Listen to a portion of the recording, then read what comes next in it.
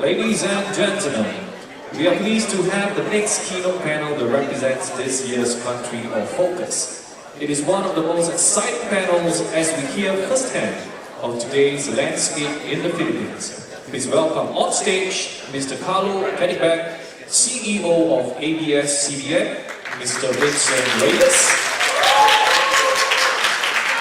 Next we have Mr. Vincent Reyes, CEO of TV5. Mr. Guido Zaboyero, CMO of Signal TV. And last but not least, the session lead, Mr. Peter Vito, CEO of Hook. Magandang hapon. Hello, gentlemen. For those of you from overseas, mabuhay, as they say in the Philippines. This is the Philippine half hour. So we'd like to invite to bring the meriendas in and the chicharon, and we'll dig in very shortly. I was saying earlier before we gathered, I'm very honored to be able to sit with and have a great discussion over a country that I love, a country that I spent 5 years on, and do my best Vivek Kuto impression for those of you out there. So the Philippines, 100 million people, GDP per cap around $2,700, $2,800, growing very fast. Obviously a time of a lot of change right now. There are many people in the audience from overseas. A lot of attention is on, say, Indonesia, catches a lot of the media spotlight all the time. So what are the challenges and the strengths of the Philippines as you see it compared to the rest of Asia? So I'll start with you, Colin. Yeah, good afternoon. So maybe to start out with the strength, I think we've got two big ones. One is a fast-growing economy. We've been registering above 6% GDP growth per annum over the past 3 or 4 years. And maybe another big strength for us is it's largely an English-speaking market. So we take a lot of Western content as is. In fact, if you look at the theatrical business for us, about 70% of the box office revenues are generated of Western material. Maybe on the flip side is that a lot of that economic growth hasn't really filtered down yet to the lower income bracket. So about 70% of the population is still considered socioeconomic class D or E. And you mentioned we've got a GDP per capita of close to about $3,000, still much lower than Indonesia at about $4,000. So the purchasing power of our audience is not as strong as some of our Asian neighbors. Yeah, I think we are a country of 100 million, and to Carlos' point, it's 100 million where about 5–10% are really financially more capable and they have the purchasing power.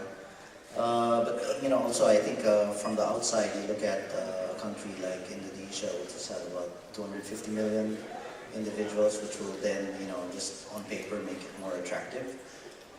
There are also, I guess it's certain policies that prevent foreign companies from really investing in the country fully as compared to other countries in our region. Certain strengths of the country would be, of course, as Carlo also said, and we are very Western focused, and so the Filipinos do love their Hollywood content, and for a large part we do speak English, which makes us easier to relate to the rest of the Western world. But that's a double-edged sword. We are Western in preference, but it also kind of weakens our being really Filipino, which is in this region, the strength of the country and the culture has to also come out. Vincent, anything to add? I think we are socially advanced. I think we are the social media capital of the world. That's not to say we are digitally at par with the other neighbors in the region, but I think social media is both a strength and a weakness, as you may know. They both said most of the things that I want to say. I will only add that our strength really is 100 million Filipinos who are crazy with basketball. but it is as well our weakness because I think we're the only country in the region that is not that doesn't have football as our main sport, and so we're not able to capitalize on the power and the strength of football across the world. By saying that, I think you would know that we are primarily a sports and news network. But for me, that's what the Philippines is. We love our basketball, and then we love our social media right now. Strength is our overseas Filipino workers. We have a very strong overseas workforce, and that helps the economy a lot. And so I'll pick up on the social media thing. When I lived there, it was a phenomenal experience to see the growth of Facebook, platforms like Facebook and YouTube. All of you are major media companies. So do you view Facebook and YouTube and Instagram as competitors or as complementary in the value chain? How do you view them? In our case, we've seen YouTube become a substantial source of eyeballs and revenues as well. In fact, in our last conversation with YouTube, they actually said ABS-CBN ranks among their top 25 content suppliers in the world in terms of growth, traffic, and revenues. So we've been quite happy to partner with them. In fact, we see them as complementary. So YouTube, we see their strength as being able to distribute short form and what we call mid-form content, so content that's 20 minutes or less. But we reserve a lot of the premium experiences for our own platforms. So we've got our own AVOD-based OTT platform, and we reserve a lot of the premium content, digital originals, full episodes, full seasons, for release on our platform. So it's sort of a complementary relationship with them. And so you don't ascribe, so if you go to India, many people who are either from India are familiar with that, you'll hear a lot of the Indian media companies making very clear statements that they're competitors. I don't want to put any content on YouTube because that's eyeballs shifting away from my own platforms or revenue leakage through my advertising. So you don't ascribe to that. We've actually found that we can use YouTube to promote the full experience on our own platform. So, we've managed to make that relationship work for us. Yeah, I agree. I think with YouTube and Facebook, it's a matter of windowing and curation. So it's discovering what exactly to put onto YouTube and to Facebook that will really complement your entire mix. Yeah. So we don't look at it as competition, it's a beast, and I think we really need to harness that strength. And being a largely news and sports, how do you think about social media platforms? Well, for us, our main, we're a free-to-air network, so all of our sports properties are free-to-air. But we have some of them, we have them on YouTube as well, and we're partners with Facebook as well. And we did a little experiment at the last tournament of the PBA, the Philippine Basketball Association, where we put them on both. And we found the audience, they were not really cannibalizing each other. In fact, they were very complementary. We got a very good number of concurrent views on both platforms. So we view them truly as a partner. We actually have partnership agreements with both. So I don't think it's something that we are looking to compete against. I think as we play more and more in the digital arena, I think we're starting to learn that the rules for our territory, our country, haven't really been set. And that means you've got to take a mindset where you're willing to experiment a lot, to try different things. And underlying that whole experimentation process is maybe a philosophy that you actually want to follow your consumer rather than try to dictate on the consumer which platform he's got to go to. So if your consumer is choosing YouTube over your own platform, then I think it makes sense for us to follow him there. Well, that's an interesting segue. If we flip to the premium side of the equation, so you change hats, you have many hats, Carlo. You run both free platforms, but paid platforms. Very large paid platform as well. Let's talk about Netflix on the premium side of the equation. Is Netflix, you see dramatic cord cutting in other countries. This country in particular is in structural decline for pay TV here in Singapore, partly because of Netflix, partly because of piracy and the quality of broadband. What's happening in the Philippines on the premium side of the equation? I think the premium business, we're lucky in that we are still, a large population that is it's under-penetrated. And that we still see double-digit growth in our segment, except that, of course, it's not the kind of ARPUs that you would expect for, say, a first world nation. So a lot of our growth is in the prepaid segment, and the reality is, we're a country of over 7,000 islands, and this population really just desires not just premium content, but also content that comes to their homes just clearer. And so we've been able to deliver that to our consumers. I think in our case, if you look at our pay TV platforms, we operate on two levels. We've got a cable TV company, and then we do DTH or satellite distribution. And they serve two very different markets. On the DTH side, we tend to serve a lower income bracket. And we've not seen that segment of the market cord cutting. Basically, the ARPUs are much lower. You're talking about maybe $1 to $2 a month.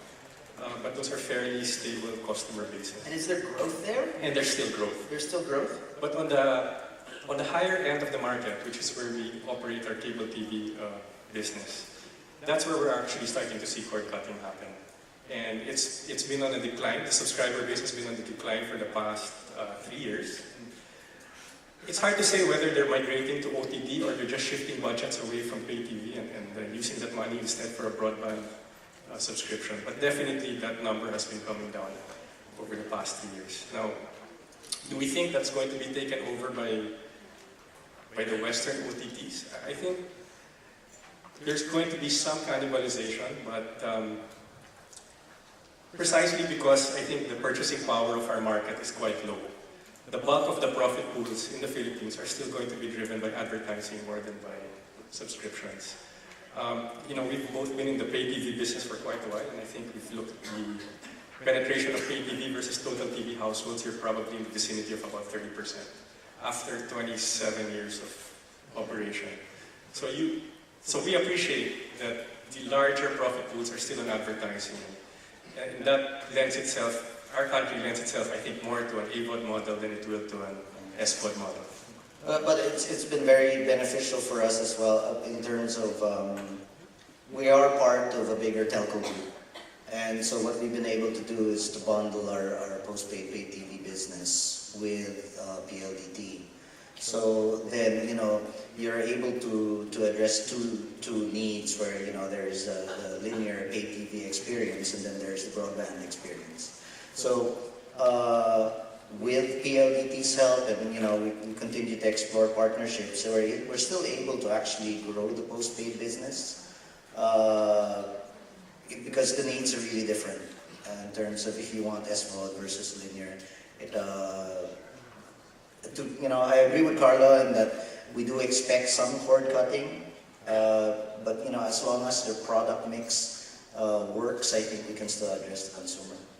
And do you think Netflix talks about the Philippines as one of its more successful markets? Do you think it's a high-end phenomenon in Metro Manila and the high-end, or do you think Netflix has a lot of growth deep into the base over the coming years ahead? Well, with the pricing that it's at right now, it definitely is priced for the more premium market. And they really have to take a serious look at that kind of pricing if they really want to drive it down. But really, Netflix and the cost of their content and production, I don't know if they'll be willing to go down that low. Vincent, shift gears a bit. One of the things you mentioned earlier on is you're focused. As a smaller player, you're extremely focused. You found news, you found sports, so you had to look across the customer landscape and find niches that were very underserved, or segments that were underserved. What are some of the underserved segments that you think exist in the Philippines that you're excited about that maybe aren't being exploited yet? Well, first in sports, there is still a lot of room for growth. I think the average in the region is about 8% of ad spend goes to sports. In the Philippines, it's only about 4%. So we feel there's a lot of room there. I think we're going to end this year upping that to about 5% of total ad spend. But So there's room for growth there just for the general sports landscape. But there are a couple of big growth areas in sports in the Philippines. We're taking a look at the phenomenon that's esports. We got on the esports horse about 3 years ago. I think we're the first free-to-air network, maybe in the world, to televise a major international esports tournament.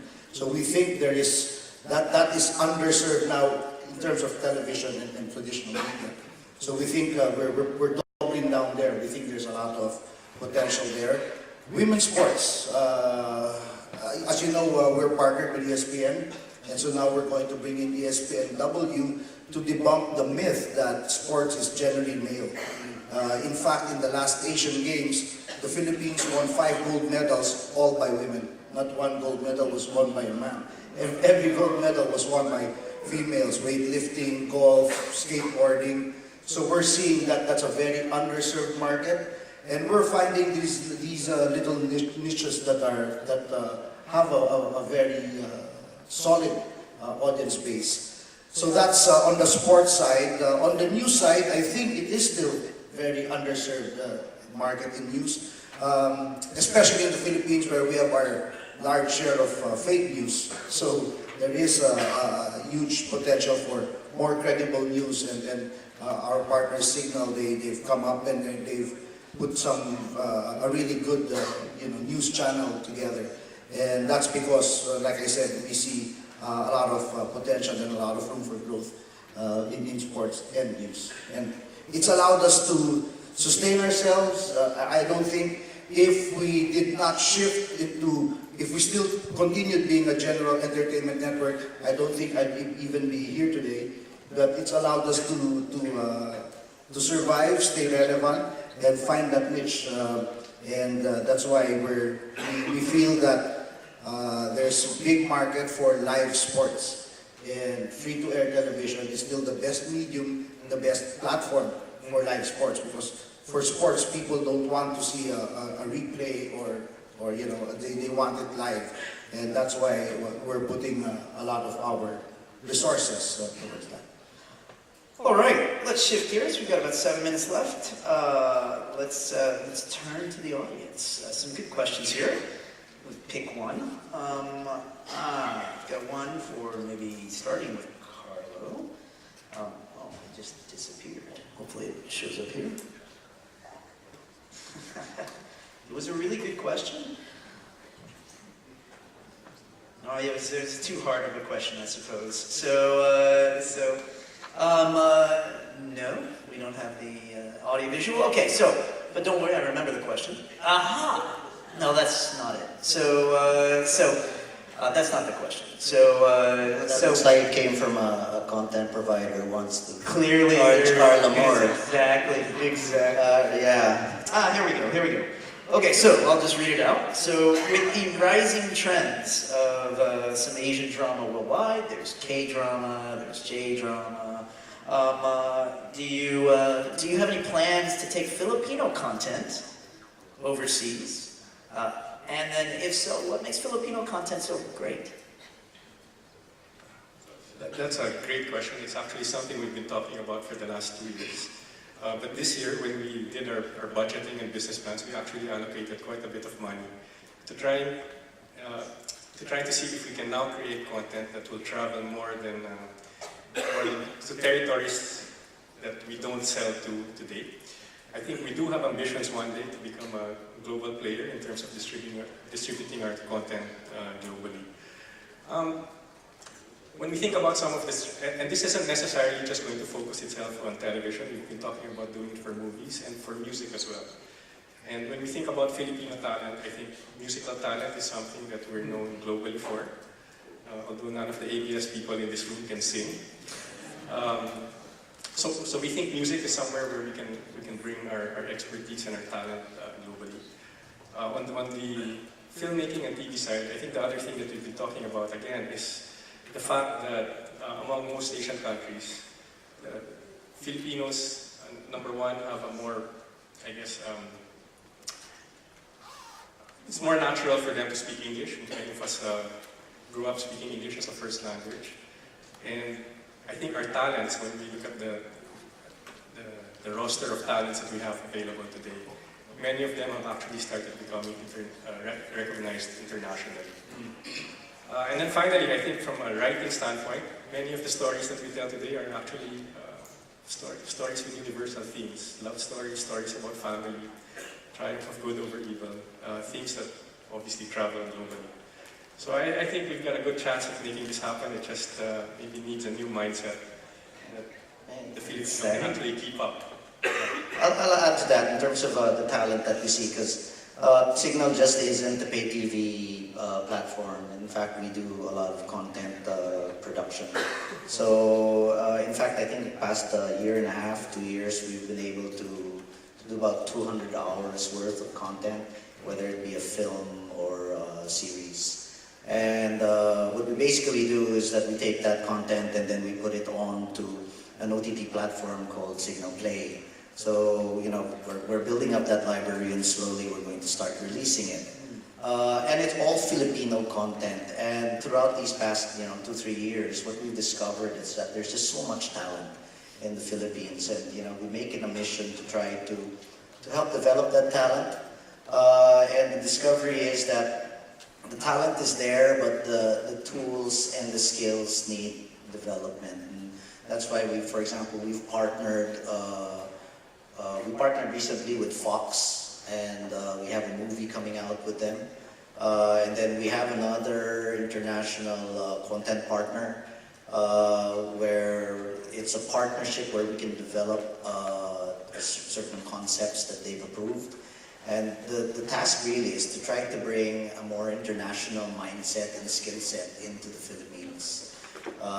And we continuously do that because the stories are there. It's just how we tell them that we need to enhance. All of you mentioned English as a strength of the Philippines. Where does that leave, there's a great question here, where does that leave Cebuano, Visayan, the role of the regional languages that are across the archipelago? So, start on again. Well, if you're speaking internationally, I don't think there's going to be much room or market for that. But certainly within, especially in their platforms, not so much with us in TV5, but I think in their platforms, there's like Carlos said earlier, there's a lot of talent, great talent. And what Signal is doing, they're discovering the new and upcoming lesser known, because all the big stars are with him already. So they're finding the lesser known stars, but there's a wealth of talent, and I think there is a room for the dialects, for regional and provincial. Do you broadcast any games in Cebuano or Visayan or anything like that? No, not yet, but that's something that we've been thinking about for the longest time. We just haven't gotten around to actually doing it. But when some games that are shown in Cebu, there are some local broadcasters there, annotators there. Last selfish question for me. We've got about 1.5 minutes left. So let's just say there was a regional premium independent service operating digitally in the Philippines. What advice would you give to the independent platforms out there trying to make a way for that?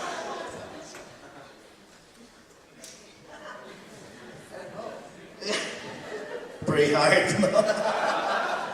I think there is.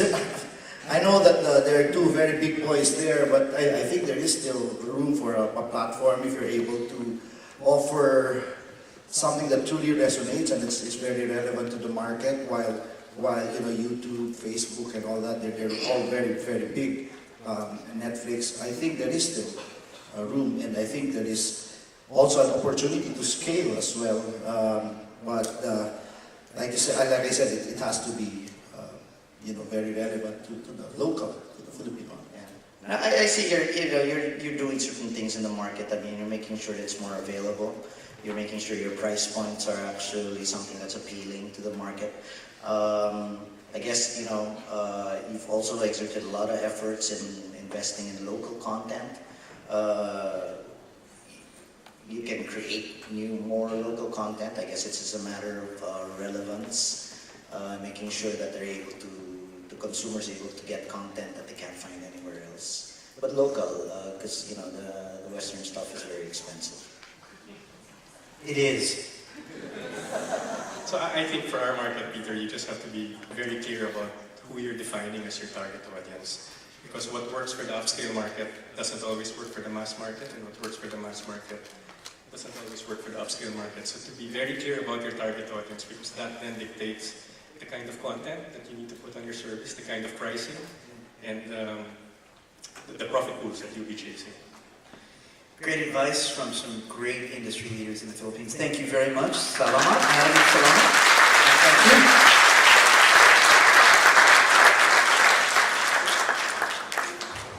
Thank you very much, gentlemen. So, ladies and gentlemen, the next session will commence shortly.